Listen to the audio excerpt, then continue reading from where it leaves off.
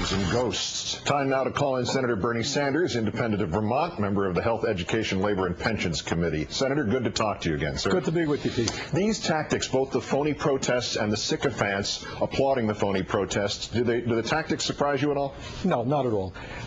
The fact of the matter is that these people talk about freedom, and what they're doing is trying to disrupt meetings, which is the absolute opposite of what freedom of discussion is about. And the reason for that is they are afraid to debate the real issues, the fact that we have a disintegrating healthcare system, that we have tens of millions uninsured, underinsured, 18,000 Americans die every year because they don't get to a doctor on time. We got 1 million Americans this year going bankrupt because of medically related bills, and these people are screaming and yelling so that we can't have a real discussion of the real issues. Presuming you have to win both on the issues and the screaming and yelling, how do you win on the screaming and yelling when that is spun as the rage of average Americans in most of the media? Well, you know, it gets back to the media doing what they did in Iraq, which is distorting reality. You remember during the debate in Iraq, Keith, we were told that Iraq had weapons of mass destruction and Iraq was working with al-Qaeda. Well, it turned out not to be true.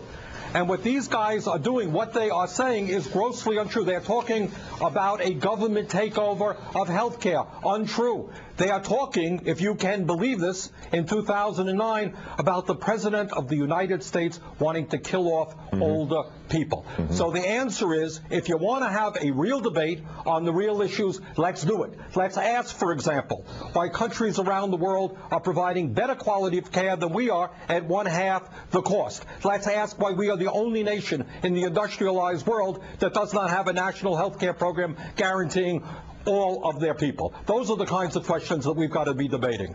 A question about Senator Enzi of Wyoming. Last week he said he wanted to guarantee that anything that came out of the Finance Committee ends up in the final legislation that's passed. And today he's rejected this September 15th deadline for his committee to reach agreement on the bill.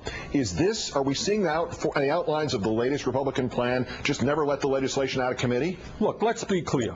There are virtually no Republicans in the Senate who are serious about health care reforms. That's the simple reality. And what they keep doing is stalling and stalling and stalling and trying to confuse people. Now, the truth of the matter is the Democrats have not been particularly effective in also saying and stating the case as to why we need real health care reform.